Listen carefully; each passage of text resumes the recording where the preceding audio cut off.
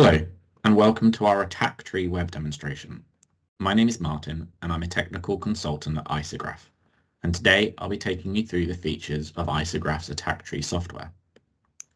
If you're at all familiar with our software, you'll know that several of our tools are in fact suites of different tools for different types of reliability and availability analysis.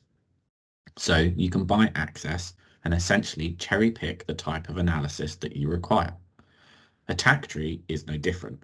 It is a smaller suite of tools containing modules for different forms of threat analysis, for identifying and analyzing threats to a system due to deliberate attacks, and analyzing the potential impact of those attacks and how you might go about mitigating those impacts.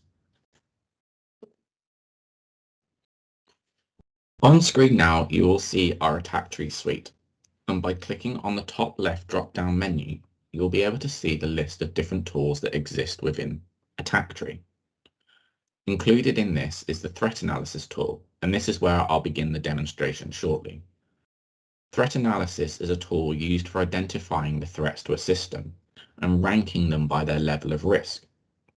There is also the AttackTree tool itself, where you can identify potential paths to an attack and then rank those paths of attack by their severity, criticality, probability, or even likelihood.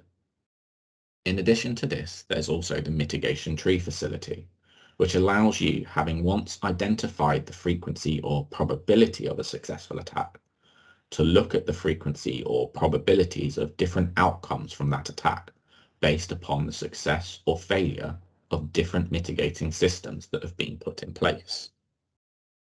So starting with threat analysis, and looking at a project that has already been created and opened here, the tool will allow you to create a hierarchy of blocks as shown here by the blue-green blocks depicted in this left-hand window. These can be simply added by using the add buttons or from the inbuilt add menus.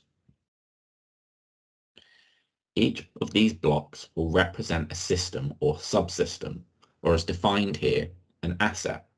Essentially the assets an attacker might try to damage or gain access to. So in this example from an automotive system, there are now computers that control different systems within a vehicle, leading to the potentials that hackers could try and gain access to those systems. Here we have an asset block that represents the low-speed braking system. If I open up this asset, you can describe what that system does. And in this way, I can build a whole hierarchy of blocks that represent the systems and subsystems, as well as individual pieces of equipment, or even components within the systems, such as hardware or software. Underneath any of these asset blocks, you can begin to identify any threat or threats associated with the assets. For example, under the low-speed braking system, there have been two threats identified: an attempt to override the system, and an attempt to disable or cause malfunction of the collision detection system. Threats like the asset blocks can be added simply from the icons at the top or from the inbuilt add menus. If we open up one of these threats, like the assets, you can describe what that threat is, but you can also rank that threat by different criteria. One of the key criteria is going to be likelihood. So essentially, how likely is this threat going to happen? There are several ways that this can be approached within the software. You can create a likelihood, and you can see a list that have already been predefined and created within this project. If I open up one of these likelihoods, these represent the likelihood of any given threat, and then as many of these can be created within your project, and follow a similar procedure of being created by using the inbuilt add menus. Each likelihood can be ranked by either its probability, frequency, or even by providing a likelihood level. So here we can see the differences in probability, frequency, and likelihood levels values provided for those individual likelihoods. When a threat is created, a likelihood can also be chosen from the drop-down menu, as seen here, that correspond with the likelihoods that have been built within the project tree. However, it is not always that easy, as one issue is that actual numerical data about the frequency, probability or likelihood level of a threat is often extremely difficult to obtain or come by, unlike reliability analysis, where values are often provided for individual components. Working out the frequency someone will bypass your firewall, for example, is not necessarily something that's easy to determine or even calculate. Therefore, threats, rather than being ranked by actual quantitative frequency values, can be ranked by indicators. So, for example, you could rank the threat by the level of expertise the attacker needs, or the level of knowledge required to conduct the attack, or even the amount of equipment needed, or even the cost required to perform the attack. You can essentially rank the likelihood of a threat based upon the obstacles the attacker faced. So the harder it is to perform the attack, the less likely the attack is to occur. Here within this project, there are some indicators that have been built already. And if I open up some of the ones that relate to time, we can see that for each different level of indicator, a different likelihood level can be assigned, as shown here in the two examples that I've opened. Therefore, if I go back to the threat and navigate to the indicator tab, under each of the representative indicators, you can choose from one of the drop-down menus to associate an indicator to that parameter. Here, the likelihood level will be applied, but you can also manually enter those values. If you then navigate back to the General tab, you can ultimately ask the program to assign the likelihood based upon the indicator specified. Here, in this example, the program has determined the likelihood to be high. The program has arrived at this conclusion by simply comparing the indicator's likelihood levels, as we saw within the indicator properties, summating them, and then comparing them against the values within the likelihood properties to determine their level of threat. Besides this, you can also weight the likelihood by the controllability. So what is the probability that you have a certain preventative measure in place? For example, here, a firewall. Say this system has a 78% chance probability of being protected by an up-to-date firewall. This can be used to weight the likelihood calculation. And similar to likelihoods, you can define your controllabilities and create them, and then choose them from a drop-down menu. For any given threat, you can also specify consequences. So what are the potential impacts of the threat? And you can assign up to 10 different consequences for each threat, such as safety, finance, or any other custom consequences related to your project. Towards the bottom of the hierarchy, you will see a list of consequences that have been predefined for this project. If I open up one of these consequences, you'll be able to see that each consequence can be given a description and an ID, as well as a weighting. Essentially, a numerical value, dimensionless, that indicates the severity of this particular threat. So, we can define the assets someone may wish to attack. We can define the threats that might represent those attacks and impacts that they might have. And we can specify how likely that threat is to occur based either on numerical data that's available or indicator rankings stating how hard the threat would be to pose by the attacker. We can also specify controllability and impact the consequences of that threat. The main thing that we want to do with threat analysis is to rank our threats by the overall risk that they pose. We can define risk using risk levels, which can be generated towards the bottom of the hierarchy. If I open up one of these risks, you can provide the risk with an ID, a description, and also give it a color from the inbuilt Windows color palette.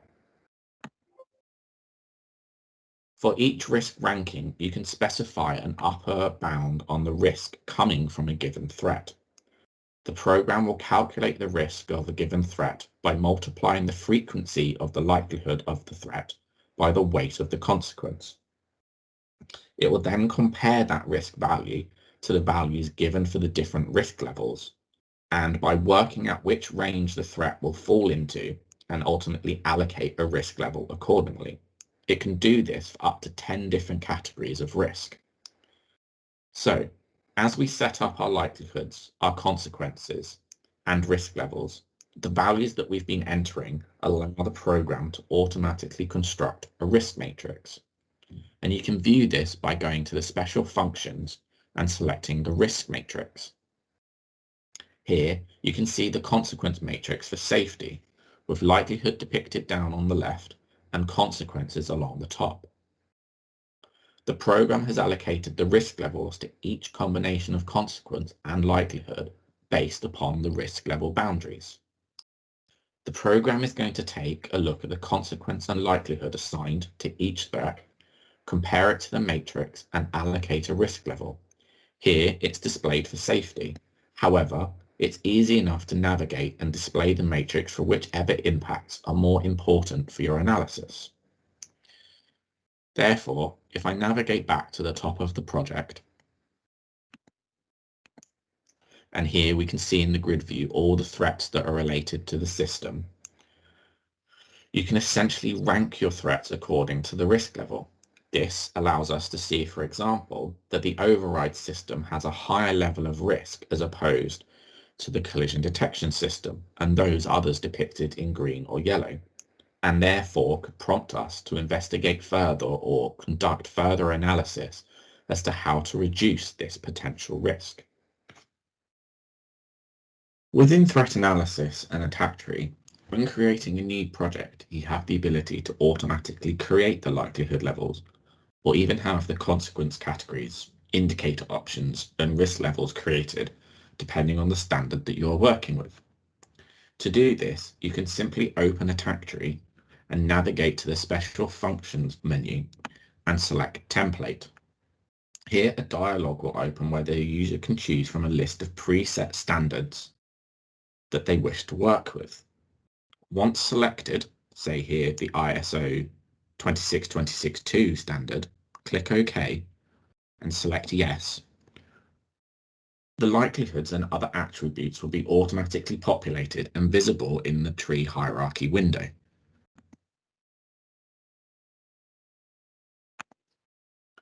From here, we can then navigate to AttackTree. This allows you to build a logic tree that looks at hazards that are coming about as a result of a deliberate attack against the system. Here, you can define a top gate that represents a successful attack or an attempt to access or harm a system from the outside. The top gate can then be linked to other logic gates, which then represent other forms of attack or different ways the attack can be performed. If we page down, for example, we can look a little further and we can see different paths that an attacker may need to take in order to perform that attack. At the root of this attack tree here, we may see an attempt at a certain form of attack, an attempt to access a system, or other events that could represent conditions or probabilities of failure on demand, or preventative measures. In this example of a civil attack, an attack might occur if an attacker initiates a pseudonymity attack, whilst at the same time the vehicle allows an unvalidated registration to be used, or maybe the roadside unit is compromised. So basically, if there is a problem within your system at the point an attacker attempts to gain access to the system, there will be a successful attack of the variety specified. This allows you to build the gate and event structure to represent the different paths of attack and are shown here as minimal cut sets, the minimal sets of events that together cause the top event to occur. These cut sets represent all the potential paths of an attack an attacker could follow. The information that goes into the basic event comprises of a couple of options the user can follow. Within these events, you can provide either initiator or enabler data, or even assign likelihood data to the event. Initiators are essentially the triggering event, which when it occurs will trigger the successful attack. And for that, we can provide frequency values or even assign likelihoods using indicators. Alternatively, the event can be an enabler, an event which must already be in effect for an event that has already happened at that point the initiator occurs. An example being an issue with a security system, and then there being an attack. This is when the problems can develop. For these events, the user can provide a numerical probability. However, this brings us back to the similar scenario faced within threat analysis, where it's all well and good being able to provide these probability and frequency values, but they are quite difficult to obtain or come by. So what option do we have to express the likelihood of these events? Again, as described within threat analysis, we can use indicators.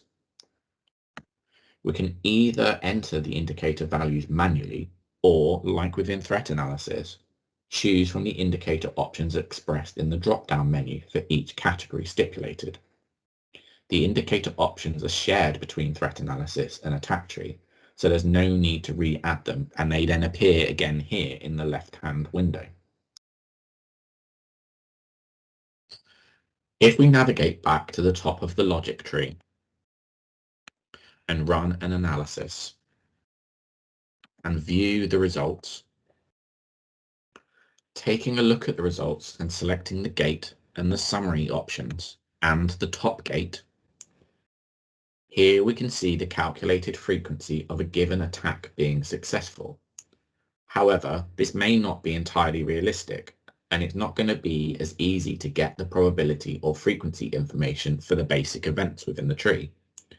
Instead, we can use the indicators to show how hard it is to perform the attack.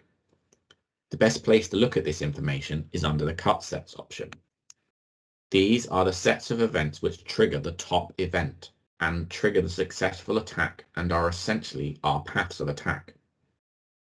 These are the events that the attacker would have to achieve in order to carry out a successful attack. For each one of the paths of attack, for each combination of events, there will be a set of indicators. So you can essentially rank the paths of attack by their combination of indicators. So you can see where some paths seem to be fairly difficult to achieve, whereas some may look much easier. So you can look at the paths of attack, see which ones are expected to be difficult or easier, and then rank them by their likelihoods. Another thing that is possible with an attack tree is to assign consequences. If we look at the top gate, here you can assign consequences to the gate, stipulating that if the attack were successful, what impact it would have on, for example, safety or operations or other consequences that have been defined within the project. If we navigate back to the results and click on the consequence, the program can show for each of the consequences the paths of attack that relate to that specific consequence. And it can also display the indicators, seeing how difficult or easy those paths of attack would be to perform. The program is also capable of calculating risk. So the frequency or likelihood frequency multiplied by the weight of the consequence. But this is dependent on providing frequency and probability information within the tree. However, you will most likely find yourself working with these indicators instead as a more effective way of ranking a likelihood of these paths of attack. So if threat analysis is how we identify the threat, an attack tree is how we analyze the potential paths to that threat or attack, then mitigation tree, which we'll come on to now, is how we might analyze how we might prevent that threat from causing greater problems. So if I open up a new project, here we have an example that has calculated the probability of an unauthorized network access. We now have an idea as to how likely it is for someone to access that network without permissions. If we navigate to the mitigation tree facility, we can now think of what all the potential outcomes are and what the risk from those outcomes would be. What the mitigation tree facility will allow you to do is start with your threat. So here, the unauthorized access to the network, and define a variety of columns that represent the different mitigating conditions and different mitigating systems that might be in place. And then, depending on the success or failure of these, the logical state of conditions will either get better or worse consequences.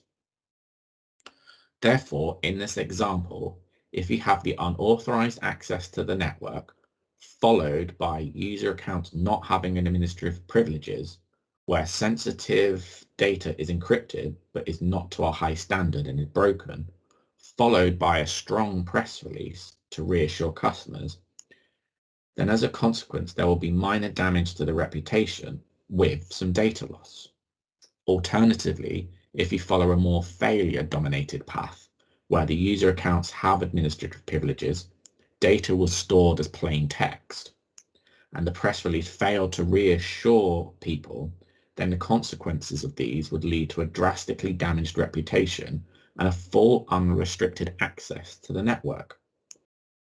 As we've seen before, if you run an analysis and take a look at the results produced, here we can look at the consequences that have been tied to each of the end of the branches and see what the different paths could lead to that major damage to the reputation. You can view the cut sets and view what paths might lead to that problem, and again, rank them by their indicators. And if the probability information is available, you can also do a risk analysis. Here, you can look at the probability or likelihood of a threat, and you can also look at the likelihood of all the potential outcomes of that threat, depending on how well they're able to guard against the consequences. Attack tree and mitigation tree are linked, so it is possible to link branches to given events or gates within your attack tree, transferring any probability or frequency data across and using that information to look at the potential outcomes of that attack. Within AttackTree, there is also a very powerful integrated reporting facility that essentially allows you to display lists of results or plots of data or even complete diagrams. So in here, we can see the complete attack tree. This allows you to put together a report of your project and gives you the ability to either publish it as a PDF or as a Word document and share these with colleagues or management or even clients. Similarly, if you have data such as gate summary results, here you have the ability to export your data as a CSV, or likewise with reports, publish them as PDFs or Word documents and print them. Similarly, if you have external data such as a list of consequences that you want to incorporate into your project and are keeping it with an Excel spreadsheet, then the program has an import and export facility allowing you to import your data efficiently, as well as allowing you to export additional data in a similar fashion. This brings us to the end of this high-level overview of the AttackTree software. If you have any additional questions or would like any further information, then on screen now I've displayed some contact details where you can reach out and contact us, where we'd be happy to assist and answer any questions that you may have. Thank you for your time, and I hope you enjoyed this video.